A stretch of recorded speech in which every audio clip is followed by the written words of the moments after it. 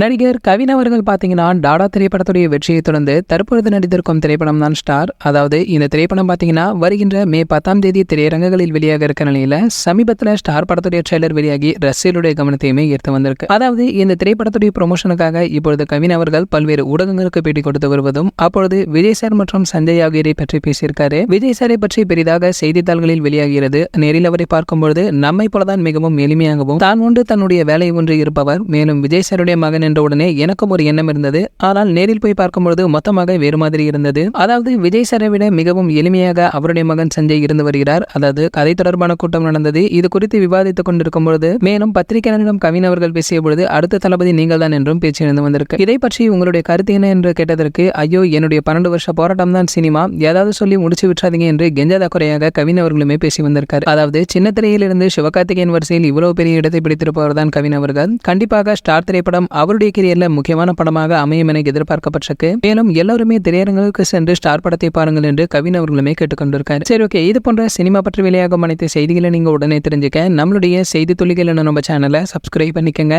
பக்கத்துல உள்ள பெல் ஐகானை கிளிக் பண்ணிட்டீங்கன்னா நீங்க நம்ம வீடியோவை மிஸ் பண்ணாம பார்க்கலாம்.